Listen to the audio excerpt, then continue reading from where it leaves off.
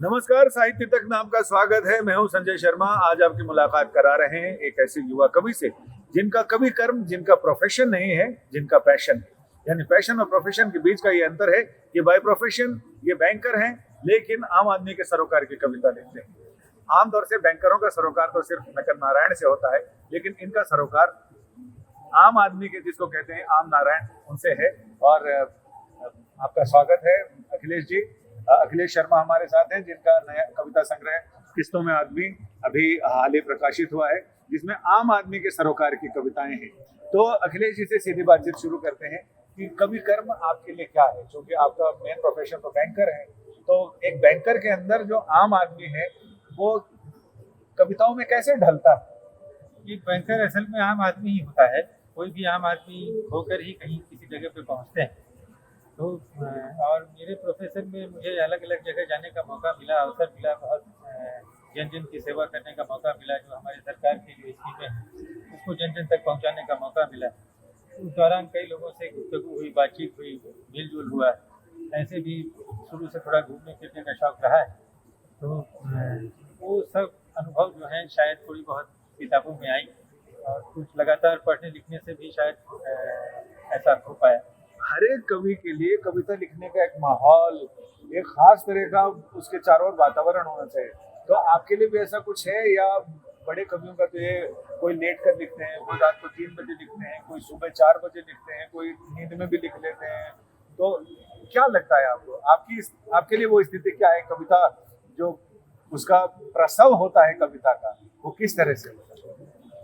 कई बार मेरे लिए मैं भी औरों की तरह शायद रात में लिख पाता हूँ। बाल बच्चेदार जो उन लोगों का काम करके अपना जो रोजगार है उसको पूरा करके फिर शाम को कुछ अवसर मिलता है।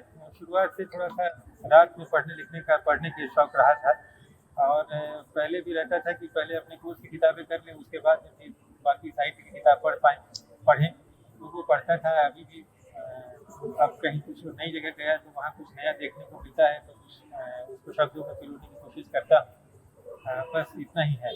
बचपन आपका नेपाल में गुजरा, आपकी पढ़ाई लिखाई नेपाल में हुई, तो नेपाल के कवियों को आपने पढ़ा, जी जी। अध्ययन किया, तो उसमें कभी नेपाली में भी लिखने का मन हुआ क्या? नेपाली में असल में था कि चूंकि साहित्य से लगाव रहा है। मेरे ददियाल और ननिहाल में साहित्य के बहुत अच्छे जानकार रहे हैं। मेरे दादाजी बहुत किताबें पढ़ा करते थे।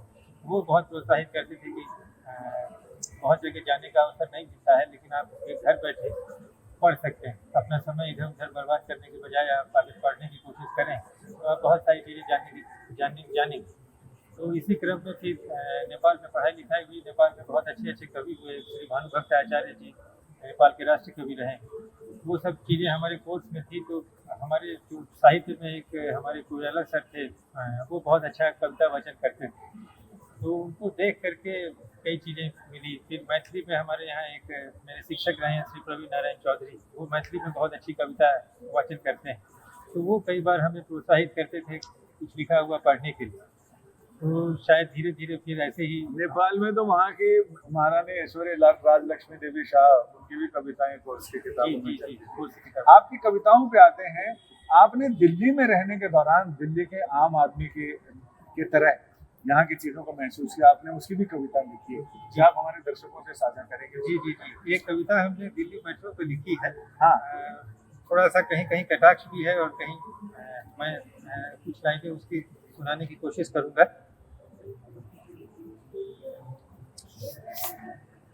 चूहा दौड़ भागते लोग, रोज की कचकच गजब ये अचकच। मैं पहले मैं आगे तू रुक, मैं हूँ तेरे से पहले। हाय मची है खूब मचमच, तड़क भड़क जैसे कोई सड़क। धड़क धड़क किसको क्या फर्क, यहाँ से वहाँ, वहाँ से यहाँ, यहाँ से वहाँ, वहाँ से यहाँ। बेधड़क बना दिया इसको भी नरक, फिर ये कैसी झड़क। जहाँ तहाँ चाय कॉफी की दुकान, फीके पकवान, दिल्ली की आन बान, यहाँ के लोग महान। बस भागते दौड़ते इसी में इसकी शान, रहते खामखा हलकान परेशान। रोज नए खेल आँख मिचौली, नैन मटक्का अक्का बक्का धक्कम धुक्का। कौना पकड़ शुरू हो जाती लड़की लड़का। हाय और रब्बा, अब क्या करें इनके अम्मी और अब्बा। जो भी ये नज़ारा देख ले जनाब वहीं हो जाए भौचक्का। इसको पटका उसको झपका, जहाँ जिसको मिल जाए मौका वो बस वहीं लपका। अरे दिल वालों, ये तो जान लो ये सफर है सबका, अब क्या हमका और क्या तू। आगे पीछे पीछे आगे लाइन खुद से बनाते, पर ध्यान रखते कि कोई मुझसे आगे न भागे। सीधे साधे तो यहाँ ठहर ही न पाते, सीट मिलते ही चौड़े हो जाते। क्या क्या ये अच्छा लगे? देख के मौका धीरे से आगे सरका, ये सब देख मैं खूब चरका।